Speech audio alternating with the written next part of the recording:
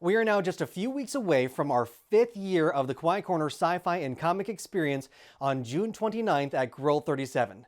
Hi everyone, I'm Ryan O'Connor, and we're excited to present to you something new that we're doing this year. We love celebrating all things pop culture fandom at the experience, and today's guest is someone who was on point, shall we say, when he joined one fan favorite franchise. While we're celebrating 5 years of hashtag QCSFCE, Vaj Potenza is celebrating 40 years since he was seen on the big screen as 13-year-old Spock in Star Trek III: The Search for Spock. Welcome, Vaj, to the Quiet Corner Sci-Fi and Comic Experience. Hey, thank you for having me. Yeah, we are so excited to be bringing you on board this year. As we mentioned, you played 13-year-old Spock. You didn't have too much face time on Star Trek III: The Search for Spock, but you had enough for all of us to be like, we got to get this guy. This guy is awesome. And it's not too much of a hop, skip, and jump for you to come to Pomfret, is it? No, not at all. Maybe an hour south of you or so, and really flattered that you guys want to have me there. It seems like a pretty great con. And you said you've been doing it for 5 years?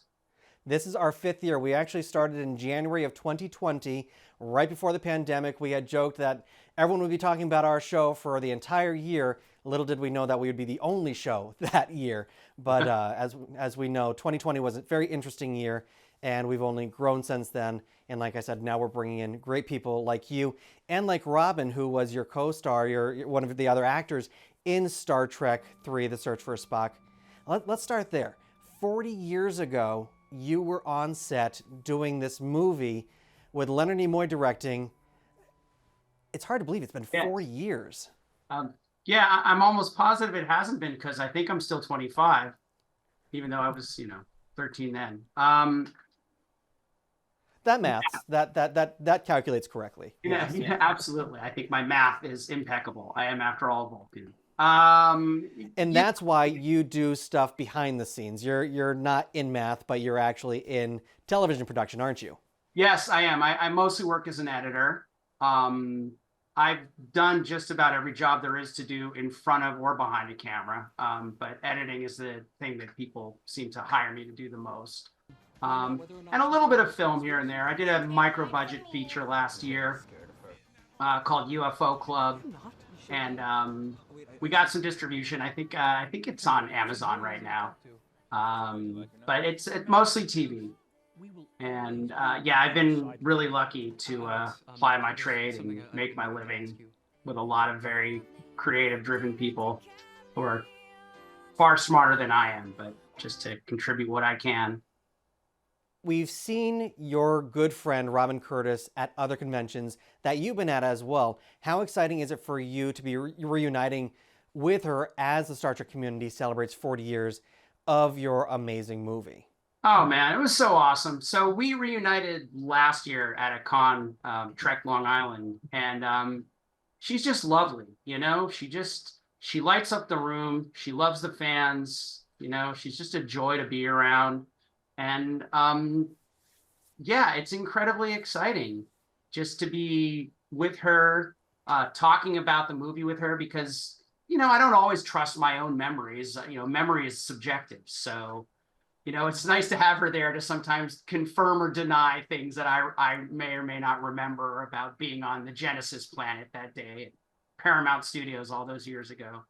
But yeah, it's just she's become a friend, and it's just been really nice reuniting with her. So how did you get the gig to be 13-year-old Spock? So I was a kid living in LA, and I don't know if you know this, but if you don't have an actor in headshots and you're a kid living in LA, they basically call Child Protective Services on your parents and have you taken away. So, countless other kids, I had headshots. I had an agent. I went out for a lot of stuff that I didn't get.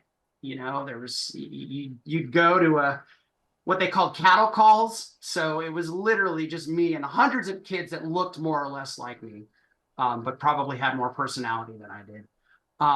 And Star Trek, uh, in a way, I just lucked into it. I mean, I feel so, um, I feel like almost somebody that, just briefly got to carry the Olympic torch for, maybe 5 blocks, who's not an athlete. So it was another call. And they did tell me it was for a Star Trek movie. They did not tell me Nimoy would be doing the actual interview one-on-one. And it was very much unlike a lot of my other auditions in that there weren't that many other people there. Like I remember the waiting room being kind of empty. So I don't know if that means they went through a lot of headshots ahead of time and winnowed it down, or if I was just there at the end of the day. Um, but they let me in, and it was just me and Mr. Nimoy in a room, and we chatted. He asked about my name, and kind of turned out we had some ancestry from the same region, like Ukraine, Russia, that area, and I sort of remember after talking about that, like both smiling and nodding and making eye contact. And, sometimes I think maybe that was the moment that he decided, like, yes, this kid can be a Spock. I mean, I can never say that for sure, but it was just very interesting because he was the one. I didn't go through casting directors. I didn't go through anyone else. It was just Leonard Nimoy sitting in an office talking to me, deciding, if I was going to be one of the young Spocks. That's simply amazing. And there's only a handful of people who can say, I am Spock. Obviously, Leonard Nimoy was the OG Spock. He was the first, he's the original Spock. And for him to hand the baton off to you, and I know you're one of 3 Spocks in that movie, but still, that makes a total of 6 people who have played Spock in the entire lifespan of Star Trek, and you're one of those. How much of an honor is that?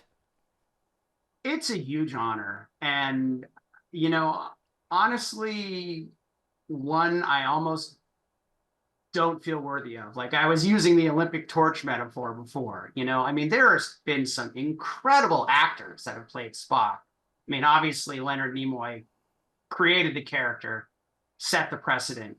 But I really love what Ethan Peck is doing now. And, you know, there are so many people that have just brought so much life to that character. At the time, I remember I was a kid and I remember looking in a mirror, trying to convince myself that it was actually true, that I was going to be in a Star Trek film. And actually at the time, believe it or not, I didn't know I was playing Spock. I knew I was going to be a Vulcan, but because this was the sequel to Star Trek II, they were bringing Spock back to life. It was very hush hush. I didn't see script pages or anything.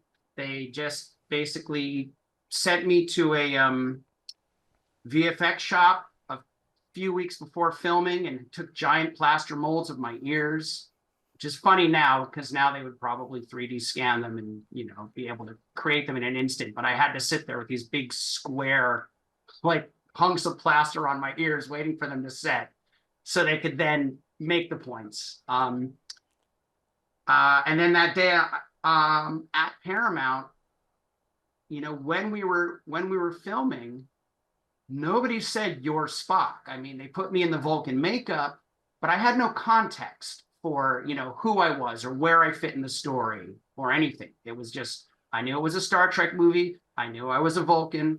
Leonard Nimoy said, sit there, look here, close your eyes, open them when I tell you. So it really wasn't until later that I understood, after we had wrapped, after the film was out, that I understood where I fit in to the narrative. And now, fast forward all these years later, you're doing the circuits. You're coming to conventions like the Quiet Corner Sci-Fi and Comic Experience, Trek Long Island, where you provided us an amazing picture of you sitting in a replica of Captain Kirk's original Enterprise chair. That's a great picture that we love. We love to see. That's from last year's Trek Long Island. Yeah. What's it like for you to meet the fans as people come to your table and say, "You're amazing. You really are amazing. I mean, I'm a sci-fi geek from way back. So, I mean, I was into Star Trek before I was in Star Trek, and all the, especially growing up, there were so few sci-fi properties. They were so rarefied. It's not like now it's kind of like drinking from a fire hose, trying to, take in all the great content.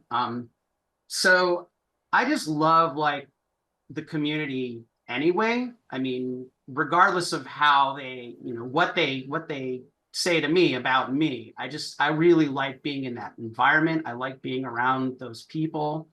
I think especially Trek fans, there's sort of a fundamental optimism in the worldview because whatever the problems are in Star Trek, um, humanity is still there, and we are our best selves going out exploring, and we've solved all these problems. So, you know, um, sitting at a table and talking to fans is amazing, but honestly, like just quietly walking the convention gives me great joy too, because it means so many things to so many different people, and it is really inspiring to see that.